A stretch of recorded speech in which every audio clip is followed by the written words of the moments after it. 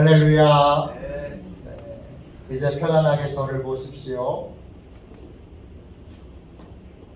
2층에서 예배 드리시는 분들, 3층에서 예배 드리시는 분들, 또 영상으로 예배 드리시는 분들 사랑하고 축복합니다. 한 주간 동안 잘 지내셨지요? 1월부터 3월까지는 어떻게 하면 잘 살 수 있을까? 잘 살려면 수시로 우리 인생에 찾아오는 혼돈을 잘 극복할 수 있어야 할 텐데, 어떻게 하면 우리 인생에 찾아오는 혼돈을 잘 극복하고 인생을 잘 살 수 있을까? 그 방법을 하나님의 말씀으로 같이 나누고 있습니다. 주제는 혼돈의 해독제입니다. 오늘 7번째 시간입니다. 오늘 제목은 왜 기도하는 삶을 살아야 하나요? 입니다. 기도가 아니라 왜 기도해야 하나요가 아니라 왜 기도하는 삶을 살아야 하나요? 입니다. 잠시 어쩌다가 기도하는 거 말고 시간을 정해놓고 매일매일 기도하는 삶을 살아야 하는 이유가 뭔가요? 이런 제목입니다. 오늘 말씀을 시작하면서 이런 질문을 드리고 싶습니다. 여러분, 왜 기도하십니까? 기도하는 삶하고 기도하지 않는 삶은 무엇이 어떻게 다릅니까? 성경은 바른 기도와 바르지 못한 기도가 있다, 그렇게 말하고 있습니다. 이 말은 기도를 배워야 한다는 것입니다. 기도를 훈련해야 한다는 것입니다. 야고보서 4장 2절 3절입니다. 너희는 욕심을 내어도 얻지 못하여 살인하며 시기하여도 능히 취하지 못함으로 다투고 싸우는도다. 너희가 얻지 못함은 구하지 아니하기 때문이요 구하여도 받지 못함은 정욕으로 쓰려고 잘못 구하기 때문이라 그랬습니다. 주의 형제 야고보는 기도를 강조합니다. 너희가 얻지 못함은 구하지 않기 때문이다. 기도해야 얻을 수 있는 것이 있습니다. 기도 안 하면 얻지 못하는 것이 있습니다. 그런데 잘못된 기도도 있다는 것입니다. 야고보 형제가 알려주는 잘못된 기도는 어떤 겁니까? 정욕에 쓰려고 잘못 구하는 것입니다. 이때 정욕이란 헬라말로 헤도네입니다. 뜻은 감각적인 즐거움, 즉흥적인 욕망, 이런 뜻입니다.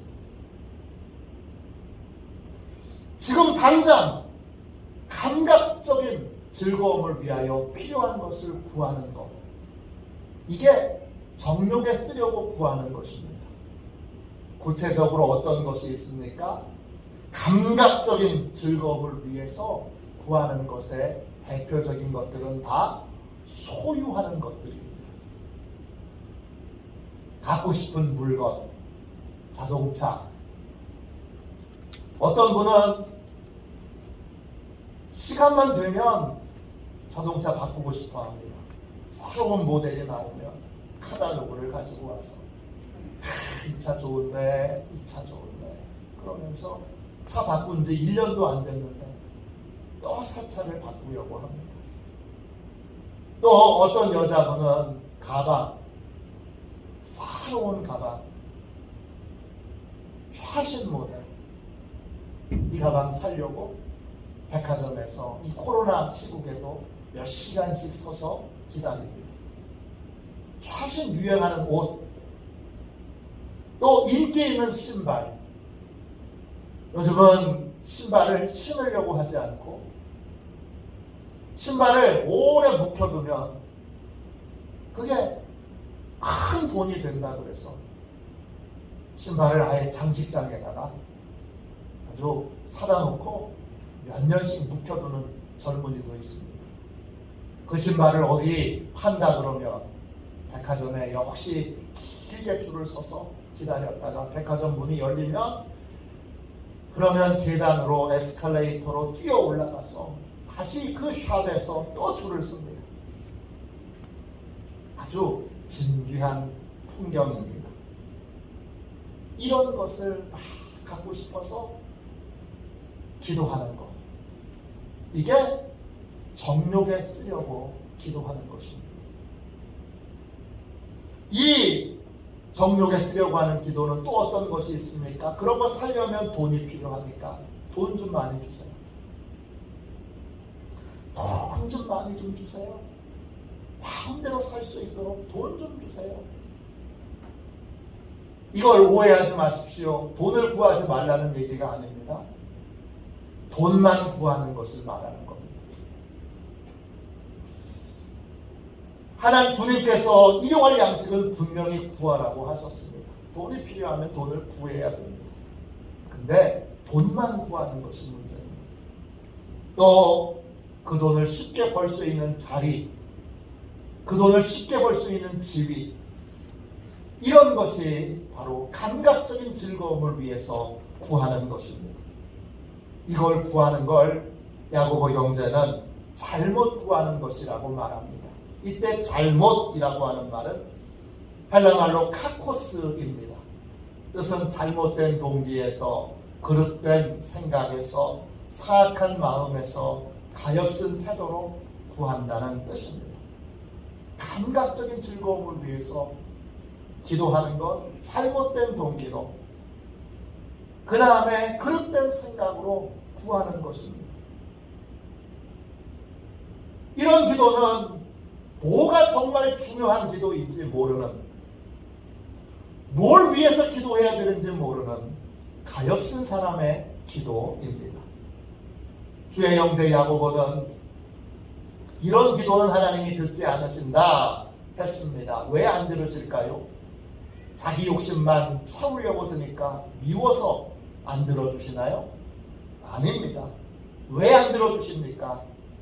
이것이 감각적인 즐거움만을 위한 간구, 기도는 우리에게 해를 끼치기 때문입니다. 우리 아버지는 좋은 아버지십니다. 아무리 우리가 구해도 해가 되는 것을 주시지는 않습니다. 왜? 진심으로 우리를 아끼고 사랑하시기 때문입니다. 그럼 반대로 좋은 기도란 어떤 것입니까? 잘못된 기도가 있다면 좋은 기도가 있겠지요? 좋은 기도는 어떤 기도입니까? 성경이 알려주는 방법으로 기도하는 것입니다. 그래서 기도 훈련이 필요합니다. 그냥 무작정 무턱대고 기도해서는 안 되고 반드시 기도 훈련이 필요합니다. 지금까지 여러분은 어떤 기도 생활을 해오셨습니까? 성경이 알려주는 좋은 기도를 드리고 좋은 기도 생활을 하고 계십니까? 아니면 주의 형제 야고보가 경고했던 잘못된 기도와 잘못된 기도 생활을 하고 계십니까? 왜 좋은 기도를 드려야 하죠?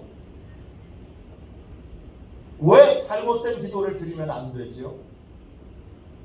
좋은 기도는 구체적으로 어떤 거죠?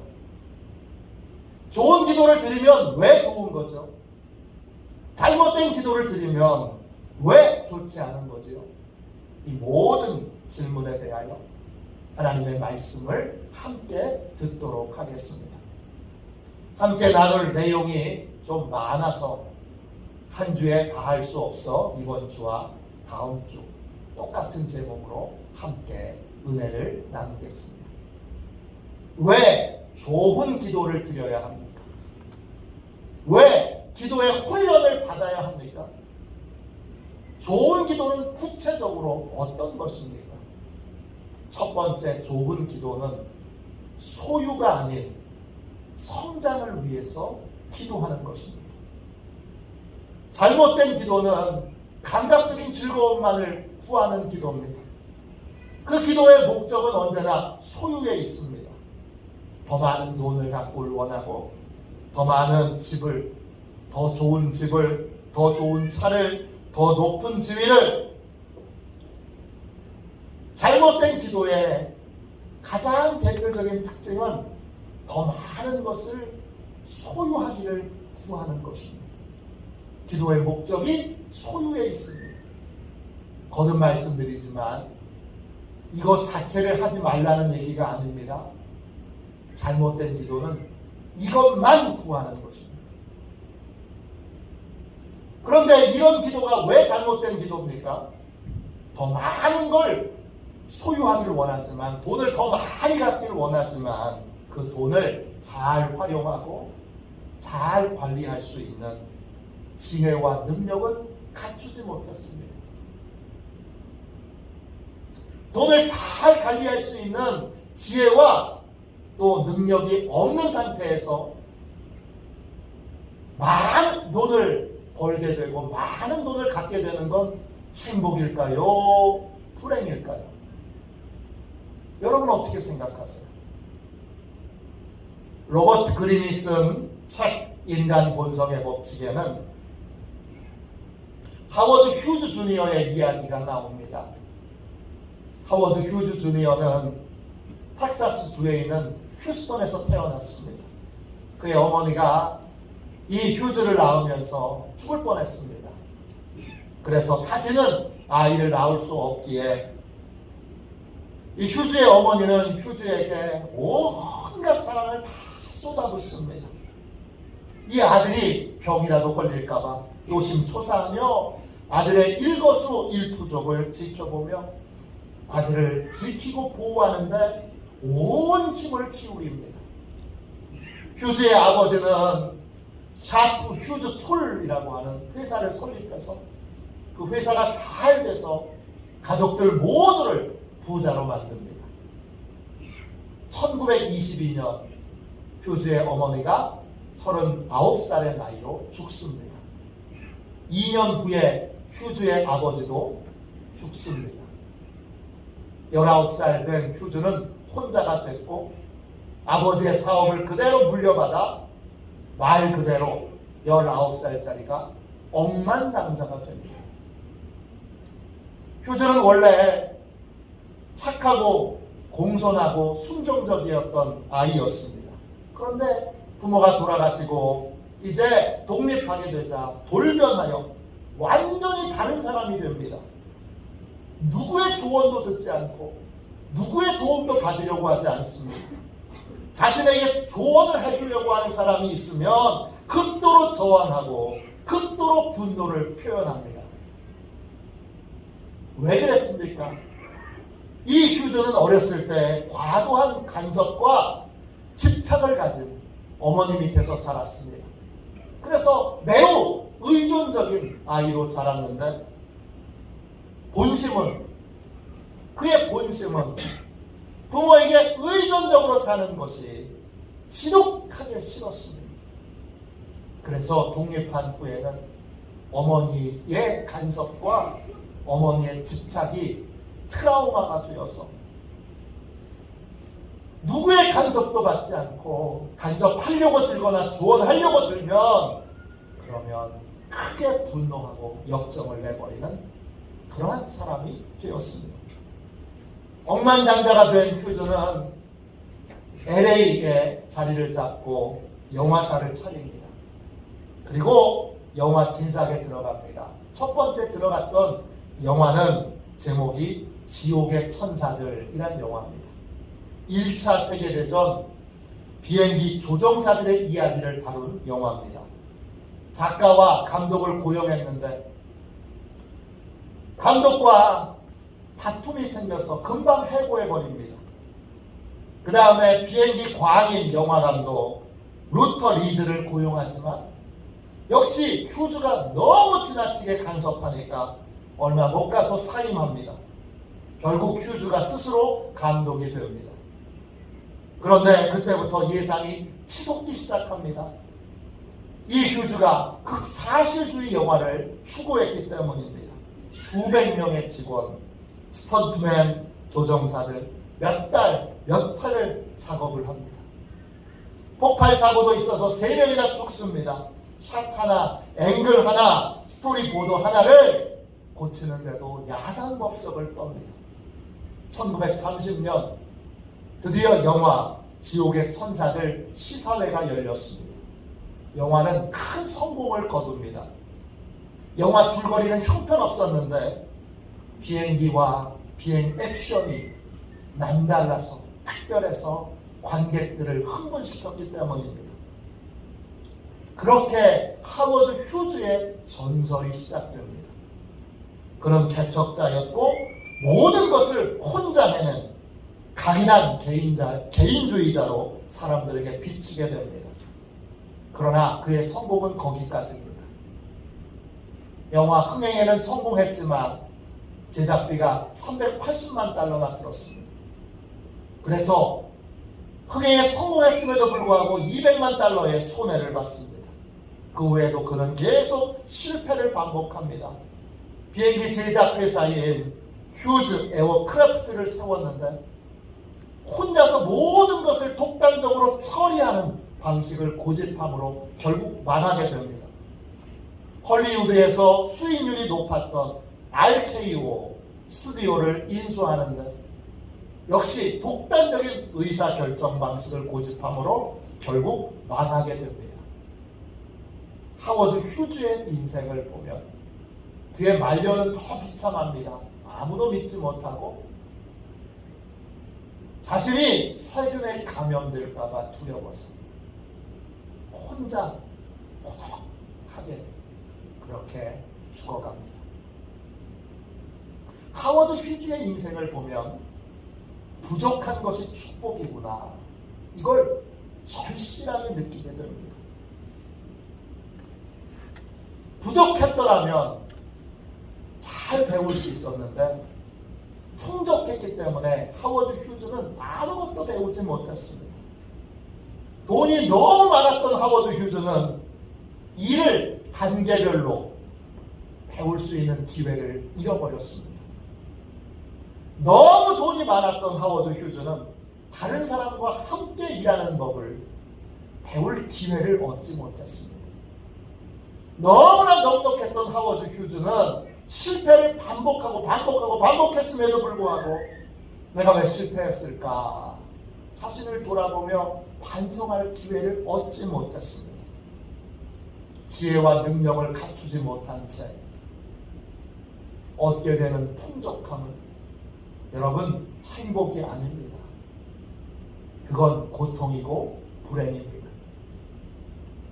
풍부함 때문에 돈이 너무 많아서 배울 기회를 잃어버리고 성장을 위해 훈련하고 연단할 수 있는 기회를 잃어버리는 것, 이건 여러분 축복이 아니라 저주입니다. 그런 의미에서 모자람이 축복이고 여러분 평범함이 축복입니다. 왜 그렇습니까? 평범하면 모자라면 성장을 위해서 충분히 훈련할 기회를 갖게 되기 때문입니다. 충분히 훈련을 받지. 그렇기 때문에 우리는 소유가 아니라 성장을 위해서 기도해야 합니다. 좋은 기도는 좋은 소원을 품는 것입니다. 어떤 게 좋은 소원입니까? 소유가 아니라 성장을 위해서 기도하는 것입니다. 여러분 한번 생각해 보십시오. 나는 소유를 위해서는 기도했는데 성장을 위해서, 나의 성장을 위해서, 나의 발전을 위해서, 나의 변화를 위해서 기도를 해본 적이 있는가? 기도를 했다면 얼마나 했는가? 오늘 읽은 말씀, 이 마가복음 10장에 보면 소경 바디메오가 나옵니다. 예수님께서 이 바디메오를 만나서 바디메오에게 이렇게 묻습니다. 51절 보세요. 내게 무엇을 하여 주기를 원하느냐? 예수님이 왜 이렇게 물으셨을까요? 바디메오가 예수님 만나기 위해 불쌍히 여겨달라고 간절히 부르셨기 때문입니다. 불쌍히 여겨달라는 건 여러 해석의 여지가 있습니다. 그는 소경이고 거지였기 때문에 불쌍히 여겨주세요. 그러면 돈 달라는 말로 이해할 수 있습니다. 또 어떤 개인적인 필요를 채워달라는 요청으로도 해석할 수 있습니다. 그래서 주님이 진짜 원하는 게 뭐냐고 다시 바디메오에게 물으신 것입니다. 그때 바디메오가 이렇게 외칩니다. 10장 52절입니다. 선생님이여 보기를 원하나이다. 바디메오의 기도 제목을 잘 보십시오. 소유를 위한 기도 제목입니까? 아니면 성장을 위한 기도 제목입니까? 소유를 위한 기도 제목이라면 지금 당장 돈을 좀 주십시오. 먹을 걸 좀 주십시오. 잘 곳을 좀 마련해 주십시오. 쉴 곳을 좀 마련해 주십시오. 그랬을 겁니다. 그런데 바디메오는 그것을 구하지 않고 보기를 원합니다. 이렇게 구합니다. 소경이 눈 뜨는 거 원하는 거 당연하지? 당연하지 않습니다. 눈이 보이지 않는 소경으로 있을 때는 언제나 누군가의 도움을 받아야 합니다. 또 구걸하며 삶을 살아야 합니다. 그러나 눈을 뜨게 되면 어떻게 되죠? 눈을 뜨게 되면 일을 할 수 있게 됩니다. 그러면 이제 다른 사람을 도와줄 수 있게 됩니다. 바디메오는 보기를 원합니다. 이 제목 안에 주님, 이제 저는 도움만 받는 삶에서 이제 도움을 주는 삶을 살기 원합니다. 이런 제목이 들어가 있는 것입니다. 좁은 기도는 좋은 소원을 품고 있습니다. 좋은 기도는 항상 변함없이 소유가 아닌 성장을 위해서 기도합니다. 하나님께서 솔로몬에게도 동일한 질문을 해주셨습니다. 기브온 산당에서 1,000번제를 드리고 솔로몬이 잠을 자고 있을 때 꿈속에서 하나님이 나타나셔서 솔로몬에게 이렇게 묻습니다. 열왕기상 3장 5절입니다. 내가 내게 무엇을 줄고 너는 구하라. 뭐 해줄까? 이렇게 하나님 물으십니다. 그때 솔로몬이 이렇게 대답합니다. 열왕기상 3장 9절입니다.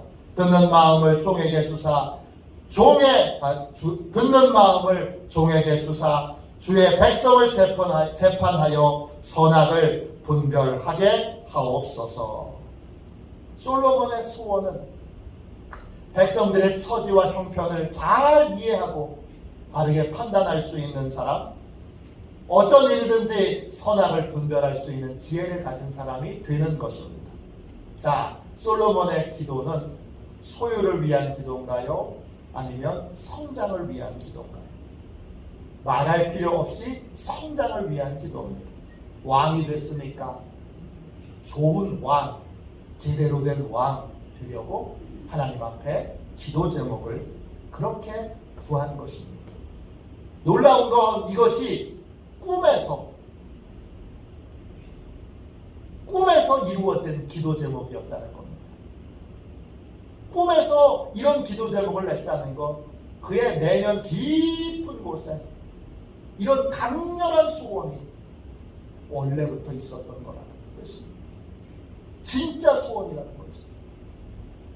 진짜 소원으로 그는 분별하는 지혜를 주십시오. 이렇게 기도했습니다.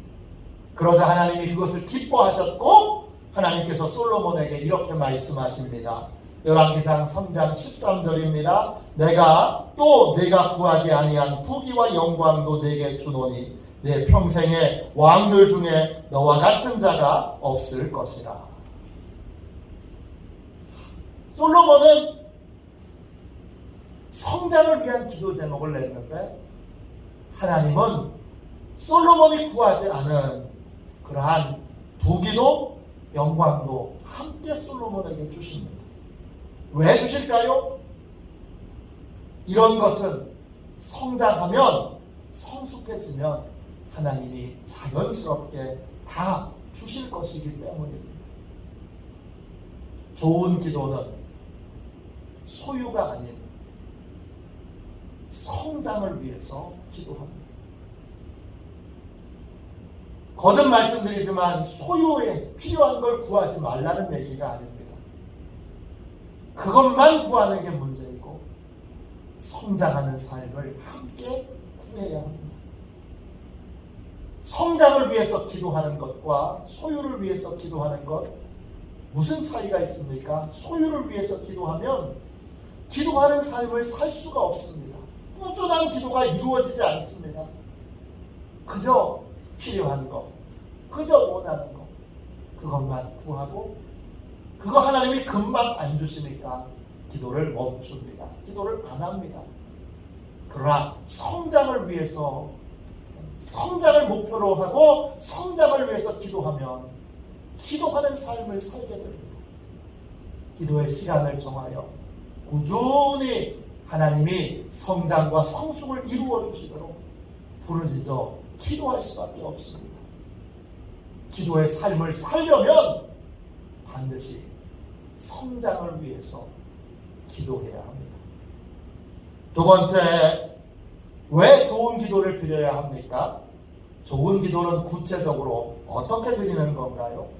둘째, 좋은 기도는 나만의 성장 목표를 구하는 것입니다. 심리학자들은 우리 내면에 우리를 잘 아는 비평가가 살고 있다고 말합니다. 그 우리 내면에 있는 비평가의 소리에 귀를 기울이면 이 비평가는 무자비하게 우리를 깎아내립니다. 우리가 노력한 것을 가차없이 혹평하고 깎아내리는 것이 우리 내면에 있는 비평가의 소리입니다. 이런 소리를 억누르기가 쉽지 않습니다. 제가 부목사로 섬길 때 새로 선출된 청년부 회장이 찾아왔어요. 목사님께서 늘 저희들 위해서 기도해 주시는데 저희도 목사님을 위해서 기도해 드리고 싶어요. 개인적인 기도 제목 있으시면 말씀해 주세요.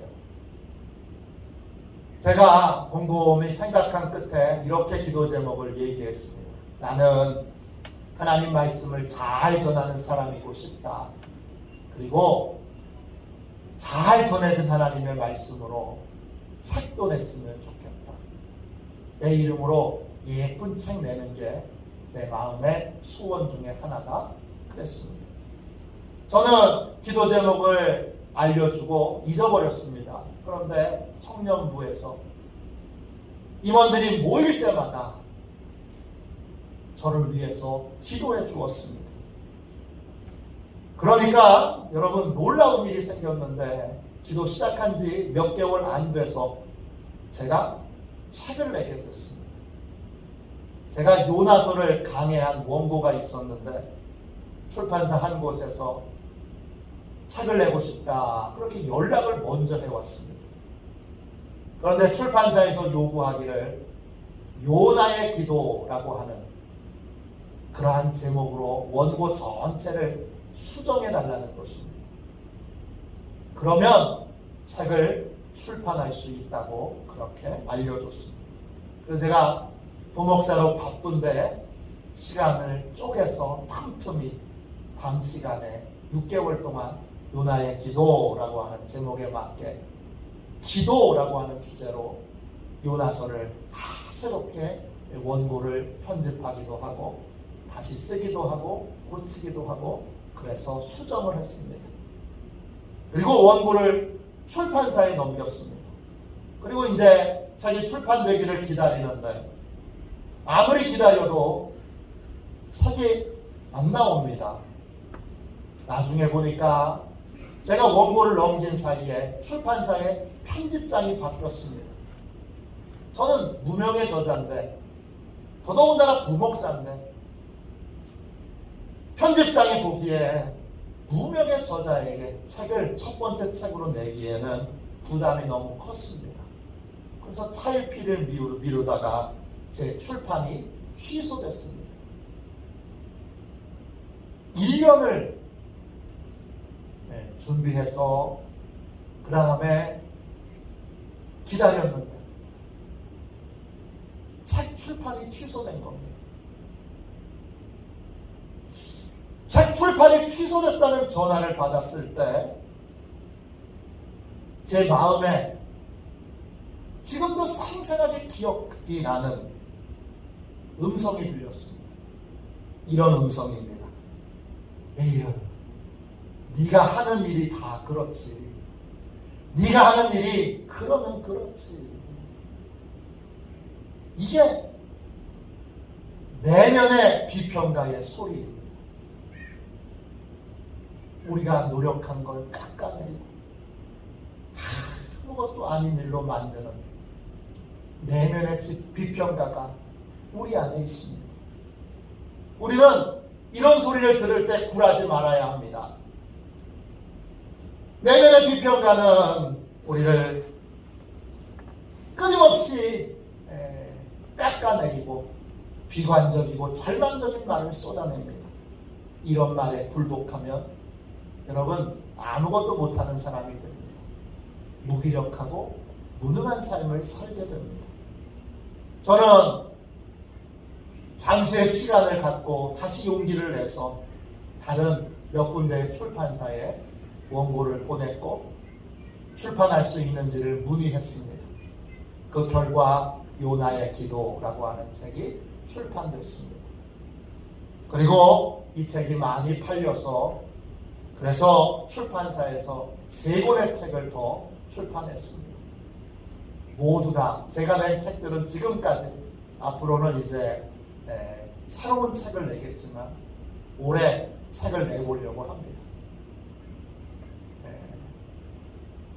제가 냈던 지금까지의 모든 책은 다 이 출판사에서 너무 책을 출판해 준 것이 고마워서 이 출판사에서 출판을 했습니다. 내면의 비평가는 성장하려고 하는 우리를 끊임없이 깎아내립니다. 내면의 비평가가 우리의 의지를, 성장의 의지를 꺾어버리는 가장 대표적인 방법은 다른 사람과 우리의 능력을 비교하는 겁니다. 세상을 바꾸는 대부분의 지도자는 여러분 대체로 작은 마을에서 나옵니다. 그 이유는 작은 마을에는 비교의 대상이 적습니다. 그래서 사람들의 자존감이 높습니다. 세로토닌이 많이 분비됩니다. 마을마다 최고의 전문가들이 있습니다. 노래왕, 상식왕, 암산왕, 축구왕 등등 있습니다. 최고의 전문가를 자처하는 자존감이 높은 분들이 작은 마을에는 많습니다. 그런데 문제는 이들이 큰 도시에 나가면 어김없이 그 용기가 꺾입니다. 도시에는 나보다 훨씬 더 잘하는 사람이 많기 때문입니다. 나보다 노래 잘하는 사람, 나보다 머리 좋은 사람, 공부 잘하는 사람, 나보다 잘생긴 사람, 나보다 더 예쁜 사람, 나보다 운동 잘하는 사람 등등등등 이런 사람들이 너무나 많습니다. 그런 사람들과 나를 비교하게 되면 어떻게 되죠? 그러면 내면의 비평가에 먹잇감이 되기가 쉽습니다. 고등학교 때 저하고 교회도 같고 또 학교도 같아서 아주 절친했던 친구가 있습니다. 이 친구는 공부를 잘해서 대학을 카이스트를 갔습니다. 전교 1등은 못해도 전교 10등 안에는 항상 들 정도로 공부하면 나름 잘했던 학생입니다. 카이스트에 가서 시간이 좀 지나서 3학년 말쯤에 만난 적이 있는데 용기가 완전히 꺾였습니다. 나는 공부를 잘하는데 카이스트라고 하는 그 대학 안에서 보니까 거긴 다 공부 잘하는 애들, 다 수재들만 가는 학교니까 웬만큼 공부를 해서는 거기서는 명함도 내밀지 못합니다. 충격적인 건 이 카이스트에서 공부 잘한다고 생각하고 들어갔다가 더 공부 잘하는 더 뛰어난 친구들과 경쟁해서 뒤처져서, 그래서 해마다 3명에서 5명 이상 자살을 한다고 합니다. 제 친구 기숙사 바로 옆 동에 있던 친구도 자살을 했다고 저한테 알려줬습니다. 제 친구는 용기가 팍 꺾여서 그때부터 제가 그 친구 만나면 늘 칭찬해 줬습니다. 너는 카이스트를 다니고 있는 것만 해도, 너는 자살 안 하고 그 학교 졸업만 하는 걸로도 너무 훌륭한 일이야. 그렇게 제가 늘 칭찬해 줬습니다. 그러면 그 친구가 항상 얘기합니다. 카이스트에서 공부 제일 못하는 학생이 선택하는 과가 있습니다. 컴퓨터과입니다. 공부 잘하는 학생은 수학과, 물리학과 이런 거 택하고, 공부 잘 못하는 학생은 배울 게 없는 그냥 일반 학생들 다 하는 컴퓨터학과를 택해서 졸업합니다. 제 친구 컴퓨터학과 졸업했습니다. 그렇게 칭찬해주면 항상 얘기합니다. 나는 컴퓨터학과 졸업했어. 카이스트에서 제일 공부 못하는 컴퓨터학과 졸업했어. 그렇게 말합니다. 부천에 목회하시는 제 친구 목사님에게 2 딸이 있습니다. 아주 좋은 딸입니다. 근데 제가 늘 얘기하기를, 저 2 딸은 참 하나님이 크게 복 주실 거다. 그래서 제가 어디 중신 쓸 데 없나 찾아보고 있습니다. 이 2 딸이 있는데 그 중에 큰 딸은 작곡을 전공했고, 둘째 딸은 크리스천 댄스를 전공했습니다. 아버지가 보기에, 아버지도 음악에 조예가 있는 분인데, 아버지가 보기에 큰 딸은 상당히 작곡에 재능을 가지고 있습니다. 그런데 이 딸은 작곡은 아예 하려고 하지 않습니다. 뭐 하냐? 지금 늘 대학 졸업하고 나서 카페 알바하고, 토스트집 알바하고, 늘 알바를 전전합니다. 작곡에 재능이 있는데 왜 작곡을 안 하느냐? 학교에 갔더니 작곡에 재능이 있는 너무나 뛰어난 학생들이 많은 거예요. 날고기는 대단한 학생들이 너무 많은 거예요. 거기에 확 용기가 꺾여버린 것입니다. 우리 주변에는 항상 이런 분들이 있습니다. 내면의 비평가에게 가혹한 비평을 당해서 성장의 의지가 완전히 꺾인 사람이 있습니다. 내면에 이 비평가가 퍼붓는 이 혹독한 비평, 가차없이 깎아내리는 이 부정적이고 절망적인 말을 이기려면 여러분 어떻게 해야 될까요? 비교의 대상을 바꾸면 됩니다. 비교의 대상을 나보다 훨씬 뛰어난 다른 사람, 엄청 뛰어난 사람, 그 사람과 비교하면, 그러면 내면의 비평가에게 여러분 먹잇감이 되기 쉽습니다. 다 그냥 잡혀 먹습니다. 그러면 누구하고 비교해야 되는 겁니까? 바로 어제의 나와, 작년의 나와, 10년 전의 나와 비교해야 하는 것입니다. 비교의 대상을 바꾸면 내면의 비평가로부터 받는 혹독한 이 모든 부정적이고 절망적인 말에서 여러분 이길 수가 있습니다. 성장을 목표로 두고 어제의 나와 비교하고, 그리고 작년의 나와 비교하고, 10년 전의 나하고 비교하는 것입니다. 성경은 하나님께서는 하나님의 자녀들을 모두 특별한 길로 인도하신다고 그렇게 우리에게 증언하고 있습니다. 우리는 저마다 독특한 삶을 살고 있습니다. 하나님이 각각 우리를 특별한 길로 인도하고 계시기 때문입니다. 요한복음 10장 3절입니다. 그가 자기 양의 이름을 각각 불러 인도하여 내느니라. 각각 불러 인도합니다. 그러니까 다른 사람과 비교하는 것 애초부터 여러분 필요 없는 짓입니다. 나는 왜 저 사람처럼 저렇게 못 될까?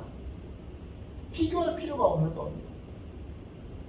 저 사람에게 뛰어난 부분이 있지만 전체적으로 보면 그분에게도 모자란 부분, 부족한 부분, 안 된 부분이 많이 있습니다. 그러나 우리는 종합적으로 그 사람 전체와 비교할 수 없습니다. 비교 자체가 무의미한 것입니다. 왜냐? 그분이 걸어갈 길이 다르고 내가 걸어갈 길이 다르기 때문입니다. 그렇기 때문에 나도 성장하고 나도 발전해야 하는데 나는 어떻게 성장하고 발전할 것이냐? 나는 어제의 나와 작년의 나와 10년 전의 나와 비교해서 성장하고 발전하고 있어야 합니다. 그렇게 발전하고 있다면 내면의 비평가가 떠드는 절망적인 소리를 얼마든지 이길 수 있습니다. 좁은 기도는 하나님 안에서 나만의 성장 목표를 갖는 것입니다. 하나님이 인도해 가신다면 그러면 내가 걸어가는 길에서 나도 발전할 수 있어야 합니다. 그러면 무엇을 성장으로 삼을 건지 어떤 걸 발전으로 삼을 건지 믿음에 있어서 어떤 걸 성장으로 삼을 건지 가정에 있어서 남편으로서 아버지로서 어머니로서 어떤 걸 성장으로 삼을 건지 교회에서 성도로서 어떤 걸 성장으로 삼을 건지 예배에서 어떤 걸 성장으로 삼을 건지 무엇보다 하나님과의 관계에서 예수 그리스도와의 관계에서 성령님과의 관계에서 어떤 걸 성장으로 삼을 건지 성장의 목표를 나만의 목표를 정해야 합니다. 이것을 정하는 것이 여러분 좋은 기도입니다. 목표를 정하지 않으면 어떻게 되죠? 시간을 보내는 인생만 삽니다. 세월을 견뎌내는 인생만 삽니다. 성장은 없습니다. 발전은 없습니다. 그러면 내면의 비평가에게 혹독한 비평을 받을 수밖에 없습니다. 성장하려면 분명한 성장의 목표가 있어야 합니다.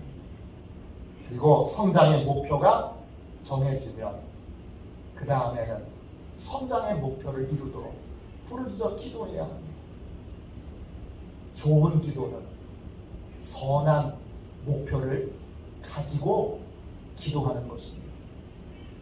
내가 내게 무엇하여 주기를 원하느냐? 이 말은 너는 어떻게 성장하기를 원하느냐? 너는 어떻게 발전하기를 원하느냐? 하나님과의 관계에서, 가정에서, 일터에서, 교회에서, 신앙생활에서, 믿음에서, 기도에서, 예배에서, 순종에서 어떻게 발전하기를 원하느냐? 이 목표가 있어야 됩니다. 그럴 때 우리는 견디는 삶이 아니라 발전하는 삶, 혹독한 내면의 비평가에게 말할 수 있는 나는 계속 성장하고 있고 나는 계속 발전하고 있어. 그렇게 대답할 수 있는 사람이 됩니다. 기도에는 좋은 기도와 잘못된 기도가 있습니다. 하나님은 좋은 기도에 응답하십니다. 하나님은 우리에게 해가 되는 것은 아무리 부르짖어도 주시지 않습니다.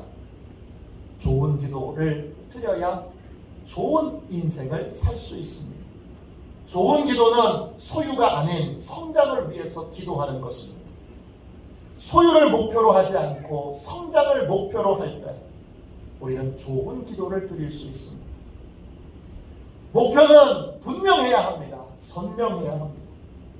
나만의 성장 목표를 가질 때 우리는 계속 성장하고 발전하는, 그냥 견뎌내는 삶이 아니라, 그냥 참아내는 삶이 아니라, 그냥 시간과 세월을 보내는 삶이 아니라 발전하는 삶, 성장하는 삶을 살 수 있습니다.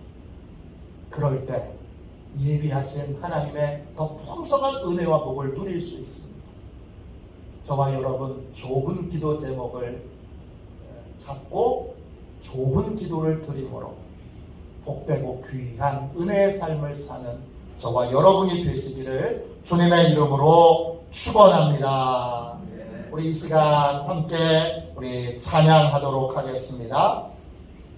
우리 찬송가 452장 1절만 우리 한번 찬양하고 좋은 제목으로 좋은 기도의 삶을 살게 해달라고 통성으로 기도하겠습니다.